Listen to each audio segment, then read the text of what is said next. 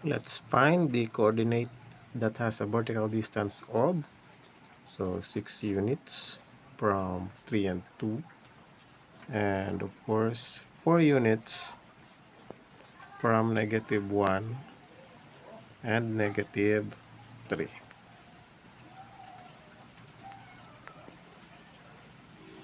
So ito na. Yung formula dito ay y sub 2 minus y sub 1. Absolute value of y sub 2.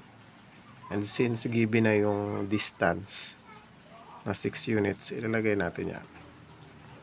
So dito sa given na point, ang x sub 1 ito naman ay y sub 1. So y sub 1 lang yung ating hahanapin. So i-substitute y sub 2 minus, so meron tayong positive 2, yeah, is equal to 6. So ngayon, para makuha natin yung coordinates, hatiin natin to sa dalawa. So okay, let's divide. Ayan, hatiin natin ang pag-solve. Meron dito y sub 2 minus 2 is equal to 6. Ayan. And then, sa kabila naman ay y sub 2 minus 2. So, dito positive 6. Dito naman ay negative 6. So, okay. I-bring down lang natin yung y sub 2. Then, i-bring down natin yung 6.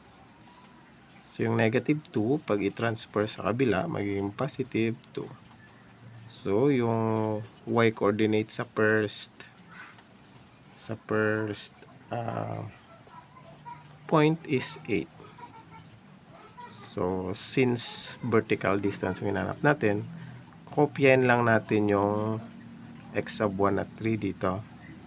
So, 3, and then kopyahin na natin yung 8. Yan. So, ito yung first coordinate. Kaya lang, dalawa yung hinahanap eh. So, bring down yun, y sub 2. Bring down yung negative 6. At yung negative 2, pag ilipat dito ay magiging positive 2. Ayan. And of course, negative 6 plus 2 equals negative 4. And again, kopyahin natin yung x-coordinate na given sa 3. At ito mismo yung negative 4 na sagot. And ayun, ito na yung coordinates natin sa vertical, dito sa vertical distance na yan. 3 and 8 and 3 and negative 4. So yan yung hinahanap natin na sagot. So dito naman ay same process. Y sub 2 minus y sub 1. So ang distance dito ay 4. Yan. So, ito yung x sub 1, y sub 1.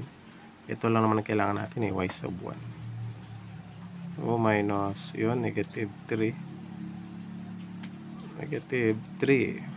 Yan. So, yan, i-add natin, i-multiply. Negative times negative, magiging plus 3 na yan. So, hatiin ulit natin sa dalawa para makuha natin yung coordinates. So, y sub 2 plus 3 is equal to positive 4. At sa other side naman, ang 4 ay magiging negative. Okay, let's solve. I-bring down lang ito. Bring down. At yung positive 3, ilipat sa kabila, magiging negative 3. So, ang ating y coordinate dito ay 1. And then, kopyahin natin yung x coordinate na negative 1. At yung y coordinate na sagot. So, ito na yung first coordinate. Okay. So, same process ang gagawin dito.